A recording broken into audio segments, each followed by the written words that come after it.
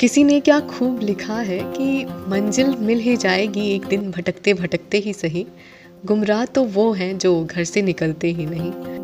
Hello, good morning, सुप्रभात, जय जनेंद्र। मैं हूँ जागृति और स्वागत करती हूँ आप सभी का आज के इस नए सफ़र में। दोस्तों, हर किसी के सफलता का सीक्रेट अलग अलग होता है और कहानी भी।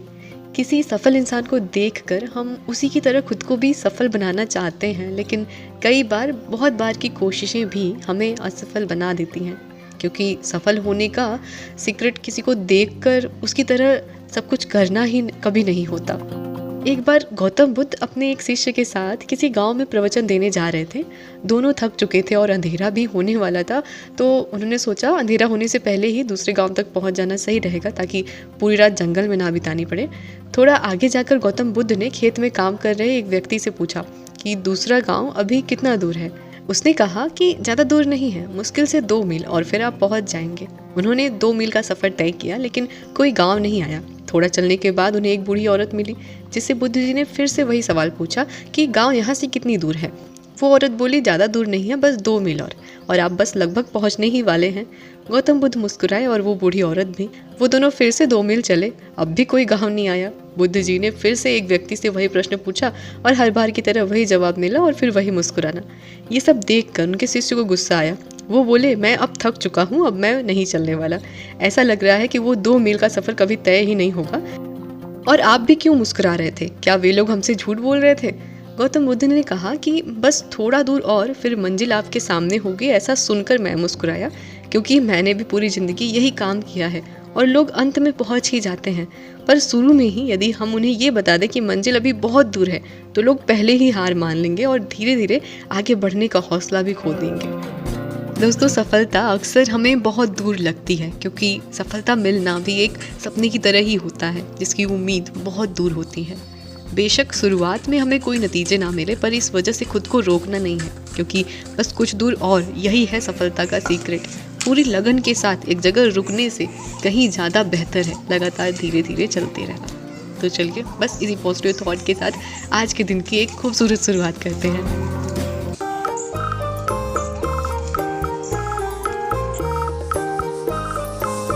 बड़ों को प्रणाम, छोटों को ढेर सारा प्यार। कैसा है हमारा पूरा परिवार? आप सभी के आशीर्वाद से सब कुछ ठीक है, बढ़िया है। आशा करती हूँ हमारा पूरा परिवार भी स्वस्थ है, खुश है, पॉजिटिव है और अपना बहुत सारा ख्याल रख रहा है। सुबह के बज रहे थे 10 और हमारा बन रहा था यहाँ पे मूली का पराठा नाश्ते में, गर्मा गर्म। मूली ना हमारे बाहर जो खेत में लगे हुए थे, पालक मूली, थोड़े से धनिया पत्ता, उसी में ना मूली ऐसे ही पड़े हुए थे, पापा ला करके रख दिए थे। तो आज छुट्टी था, आदू का कॉलेज भी बंद हो गया था क्योंकि उसके एग्ज़ाम सारे बीते थे, तो 2 दिन का छुट्टी है उसका। और आज हॉस्पिटल भी नहीं जाना है, गैप दे करके अब उसकी थेरेपी चल रही है, तो आज 1 दिन का गैप है और कल अब हमें जाना है हॉस्पिटल। तो हमारे पास अच्छा खासा समय था सुबह मूली के पराठे बनाने के लिए। रखे सूखने लगते हैं तो फिर उन्हें रेतना भी थोड़ा सा मुश्किल हो जाता है, तो आज हमने सोचा इनके पराठे बना ही देते हैं। और फिर अभी दोपहर हो चुकी थी, नहाना धोना सारा काम हो गया था।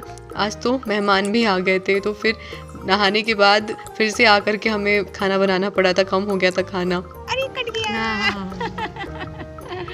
हम जानते थे मेरा कट जाएगा। फिर सबने खाना खाया, बर्तन धुल लिया था, फिर आदू को दवाई दिया और हम आदू मम्मी यहाँ पर लूडो खेलने बैठे थे।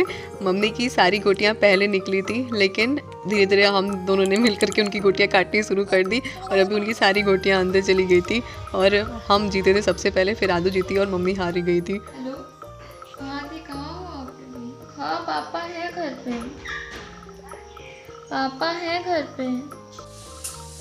दिन शुरू होता है और कम काम धाम में, थोड़ी सी पढ़ाई लिखाई में कब शाम हो जाती है पता ही नहीं चलता है। अभी शाम हो गई थी, 7 बज रहे थे और आदू ना दीदी से बात कर रही थी। हम अपनी कंप्लीट कर रहे थे क्लास जो बची हुई थी मेरी, और आदू तब से दीदी का फ़ोन आया था, आज दीदी आने वाली है आदू से मिलने के लिए। और जब हॉस्पिटल में आदू थी तो वहाँ पर भी वो दीदी से बहुत रिक्वेस्ट की थी घर पर आने के लिए, क्योंकि उसका मन बिल्कुल भी नहीं लग रहा था अकेले घर पर। बाबू भी आ जाता तो उसका थोड़ा सा मन खुश हो जाता, और इसीलिए बहुत दिनों से वो रिक्वेस्ट कर रही थी।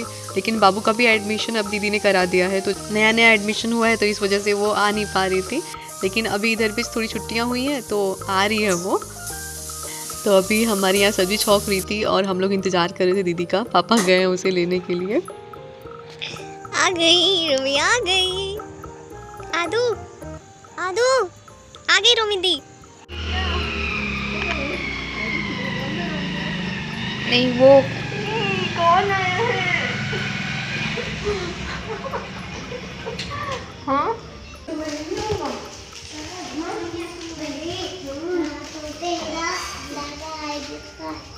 हाँ, बस एक ही मौसी और मौसी नहीं है ना। ना दूसरा तो कैमरामैन है। और यहाँ मैंने एक गाना तैयार किया है। क्या है? आइए पधारिए रोमी दी, रोमी दी, आपके घर में स्वागत है। हाँ, स्वागत है। कैसे करें? तुम्हारा पैर ही देख रहा है। अच्छा ये बोलेंगे तो बात ही नहीं कर रहे हैं हमसे। पता है अब टायर इनका टायर पंचर हो गया तो ये लिफ्ट वापस करना सबसे।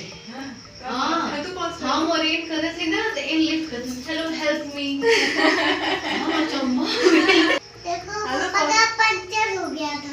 पंचर हो गया था। हाँ तो फिर आप सबसे लिफ्ट मांग रहे थे। हाँ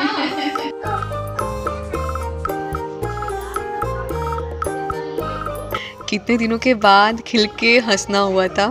बच्चे कब बड़े हो जाते हैं, उनके कारनामे कब मतलब बिल्कुल विश्वास नहीं होता ना। क्रिस छोटा सा था, अभी बड़ा हो गया था अपने आंखों के सामने। जब हम देखते किसी को ऐसे तो नहीं फिर से नहीं गलत।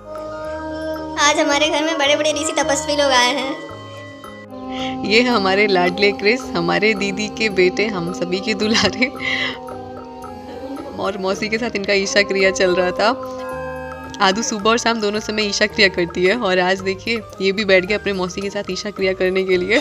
और हम चले गए थे सोने का इंतजाम करने। खाना सभी का हो गया था। दीदी आई ही थी ऐसे समय पर, खाने का समय था वो। सबने खाना खाया, सारा किचन का काम हुआ था और फिर नीचे आ गए थे। पहले तो जब दीदी आती थी तो इस वाले रूम में हम दीदी और बाबू सोते थे और मम्मी वाला जो कमरा है वहाँ पर आदू और मम्मी साथ में सोते थे।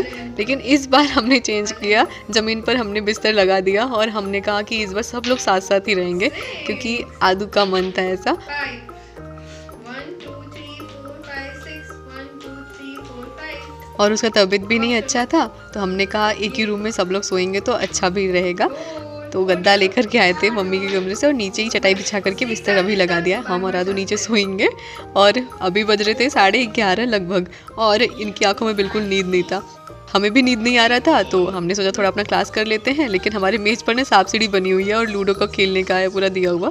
तो इन्होंने देखा और बस आ गए और इनको लूडो खेलना था तो कुछ देर तक हम लोग खेले और फिर कैसे कैसे तो इनको बोला गया और फिर ये गए सोने के लिए। बाकी अभी सुबह हो गई थी और सुबह का नज़ारा भी हर रोज़ से बिल्कुल ही अलग था। सारा काम सोचा मत करो कि सब कर लेंगे। जितना मन पड़ रहा है उतना करो, बाकी सब सक्षम हैं। ठीक है, दूसरों को भी मौका देना चाहिए कि ऐसे चुप्पा मार के सब बैठा रहे। और ये है हमारी बहन जी आदू जो कि हमें समझाए जा रही हैं कि सारा काम मत चलो करके क्योंकि अभी हम लोग को जल्दी जल्दी हॉस्पिटल निकलना है। 10 बजे से ना आज आदू के कॉलेज में मोबाइल भी मिलने वाला है। ग्रेजुएशन के बच्चों को शायद ऐसा कोई सरकार की स्कीम आई है जिसमें कि सारे बच्चों को एंड्रॉयड फ़ोन दिया जा रहा है और आज आदू को भी मिलने वाला है। आज का डेट फाइनल हुआ था, 10 बजे निकलना था। तो और ये जानती है कि सारा काम निपटाने के बाद ही मैं निकलने वाली हूँ, इसी वजह से मुझे कब से समझाया जा रही थी। लेकिन जल्दी जल्दी समय रहते सब काम हो गया था। सारा मम्मी पे छोड़ कर के आती तो वो भी अकेले ना मतलब उन पे ज़्यादा भार पड़ जाता है। क्या देखो गैलेक्सी। सबसे पहले कॉलेज ही हम लोग गए थे और थेरेपी हो रही थी तो मोबाइल फ़ोन लिया और जल्दी से हम लोग हॉस्पिटल भी आ गए थे। फिर और हॉस्पिटल आकर के यहाँ आदू अपने डॉक्टर को दिखा रही थी अपना फ़ोन।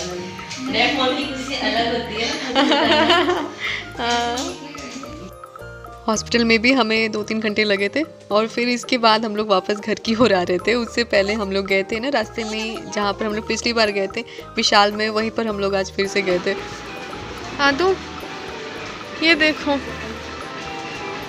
आदू ये कैसा है बाबू पे, कैसा लगेगा? इधर आओ तुम, इधर आओ। यहाँ पे इतने सुंदर सुंदर लड़कियों का कपड़ा है, काश क्रिश हमारा लड़की होता। वैसे हम यहाँ पर आए थे बाबू के लिए ना एक रिमोट कंट्रोल गेम खरीदने के लिए। उसको बहुत पसंद है और वो कई दिनों से कह भी रहा था, तो मैंने सोचा आज खरीदते हैं बाबू के लिए, क्योंकि फिर गैप हो जाएगा 2-3 दिन का और फिर दीदी पता नहीं रहेगी कि चली जाएगी, क्योंकि वो ज़्यादा दिन के लिए आई नहीं थी। तो हमने सोचा आज ले लेते हैं। लेकिन जो खरीदने आए थे उस पर नज़र जाने के बजाय वहाँ पे सामने रखे कपड़ों पर ही नज़र हमारी पड़ी सबसे पहले, और बहुत अच्छे दिख भी रहे थे, तो हमने सोचा ये भी ले लेते हैं। मम्मी, आदू की खुशी का ठिकाना नहीं है। सैमसंग है और आदू बहुत खुश है क्योंकि उसे नया फ़ोन मिला है, क्योंकि जो पुराना वाला इसका फ़ोन था ना वो बहुत तेज़ी से हैंग कर रहा था, तो परेशान थी उसे लेकर के। अब इसे नया फ़ोन मिल गया फाइनली। और फिर हम घर पर आए थे अब, और जो कपड़े हमने बाबू के लिए लिए थे उसे पानी से निचोड़ करके हमने डाल दिया सूखने के लिए। और पहले जब हम गेम लेकर के आए थे तो बाबू को दिखाया नहीं था, और अभी उसे आराम से बिठा करके दिखा रहे थे।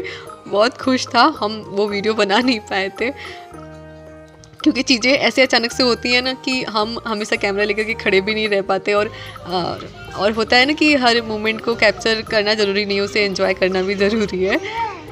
इसमें कुछ नहीं लगेगा, वो चलेगा। ऑन करो, ऑन करो, इधर बटन है ना ऑन करने वाला।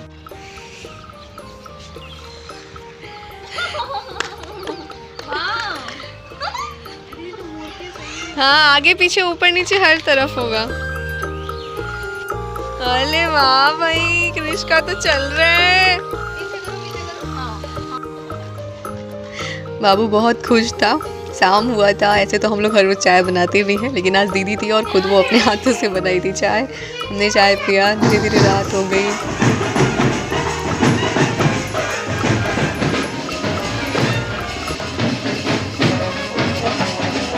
और आज ना हमारे गांव में शादी थी, तो बारात जा रही थी शाम को, और हमारा खाना भी धीरे धीरे बन रहा था। बाकी चलिए अपने आज के सफ़र को बस इन कुछ बातों के साथ यहीं पर समाप्त करते हैं। मिलते हैं अगली वीडियो ब्लॉग में कुछ नई बातों के साथ, एक और नए सफ़र के साथ। तब तक के लिए अपना बहुत सारा ख्याल रखिएगा, हमेशा पॉजिटिव बने रहिएगा। मिलते हैं अगली वीडियो ब्लॉग में।